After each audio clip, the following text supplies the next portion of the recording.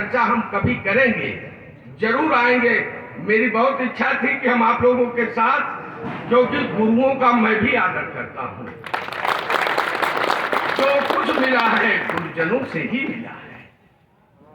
माँ के पेट से तो सभी बच्चे आते हैं, एक ही माँ के पेट से 4 बच्चे आते हैं। एक IAS हो जाता है, एक PCS हो जाता है, एक क्लर्क हो जाता है, और एक नौकरी के लिए भटकता रहता है, तो सोचता है कि चतुर्थ क्लास का मिल जाए तो भी कर लूं।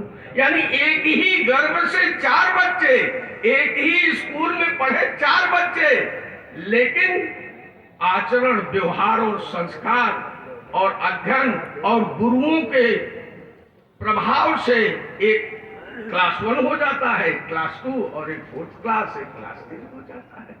तो कहने का मतलब, हम चाहते हैं कि गुरु ऐसा आचरण करे, ऐसी शिक्षा दे कि हमारे बीच के जो विद्यार्थी हों उनमें व्यक्तित्व का निर्माण हो, भारत माता के सही सपूत साबित हो। यही हमारी आप लोगों से उम्मीद है और यही हम आपसे कामना करते हैं। RTI की जो चर्चा है, देखिए ये RTI एक्ट जो है, right to information act, it was established in 2005। 2005 में ये भारतीय संसद द्वारा पारित किया गया ये कानून है।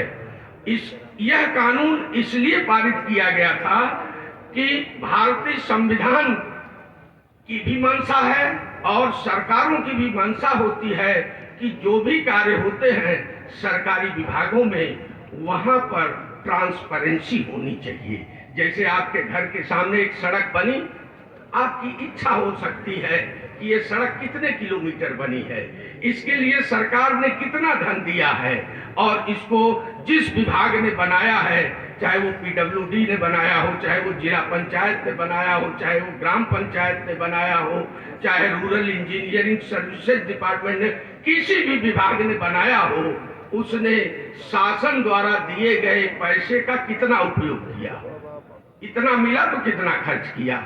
यह ट्रांसपेरेंसी होनी चाहिए और देश के हर नागरिक को यह जानने का अधिकार भी होना चाहिए। इसी के तहत यह सूचना का अधिकार अधिनियम आया। इसके माध्यम से देश का कोई भी नागरिक, जैसा अभी आप बता रहे थे कि 10 रुपए का पोस्टल ऑर्डर या 10 रुपए नगद भी अगर कोई नहीं लेता है तो आप उसके खिलाफ शिकायत कर सकते हैं सूचना आयोग में।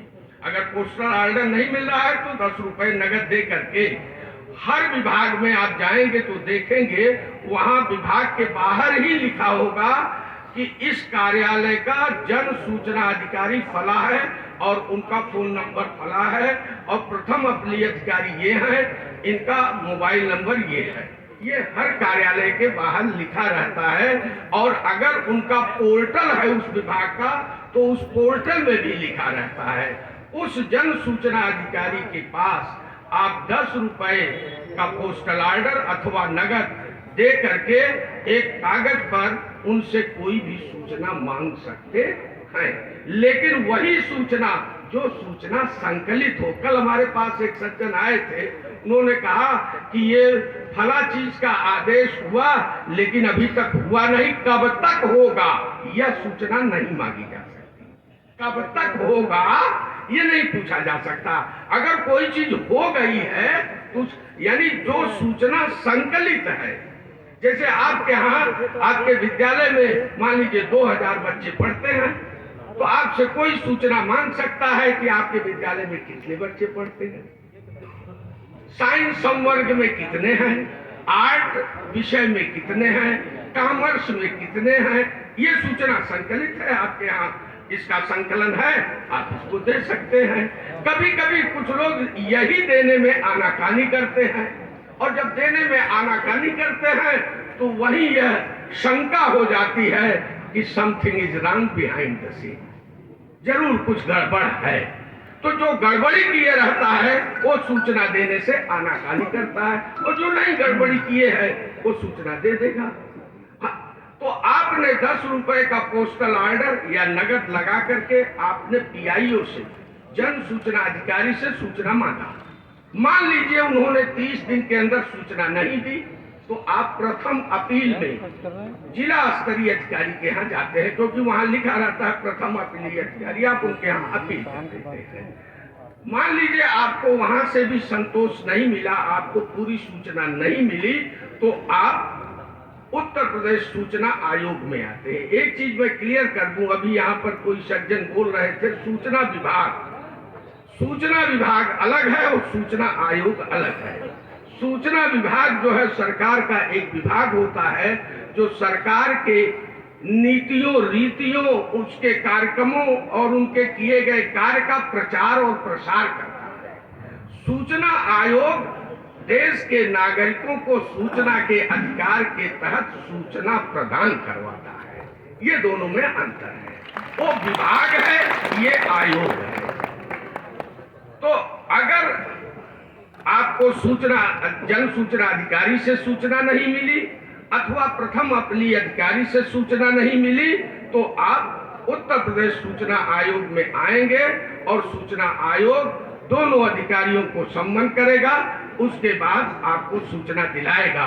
और अगर वो सूचना नहीं देते हैं तो उनके खिलाफ सूचना अधिकार अधिनियम के तहत धारा 20 के तहत उनके खिलाफ दंड भी लगाता है।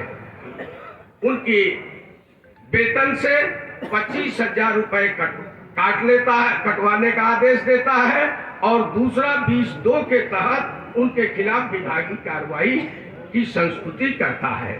तो ये है। अच्छा, दो चीजें और एक बात ध्यान रखनी चाहिए कि हमारे यहाँ कुछ विभाग जो हैं वो केंद्र सरकार के तहत हैं, उसके लिए केंद्रीय सूचना आयोग काम करता है। जैसे आप रेलवे की कोई सूचना मांगना चाहें, आर्मी की कोई सूचना मांगना चाहें, बैंक की कोई सूचना मांगना चाहें, डाक और पोस्टल डिपार्टमेंट की सूचना मांगना चाहें, उसके लिए आपको केंद्रीय सूचना आयोग जाना पड़ेगा। लेकिन जो प्रदेश सरकार के विभाग हैं, स्वास्थ्य विभाग, शिक्षा विभाग, पुलिस विभाग, रेवेन्यू डिपार्टमेंट, PWD विभाग, तो प्रदेश सरकार के जो विभाग हैं उसके लिए प्रदेश सूचना आयोग से सूचना मांगी जाती है। आप लोगों ने हमें बुलाया, मैं बहुत ही अपने को सौभाग्यशाली मानता हूं। मैं चाहता था और समय आपके बीच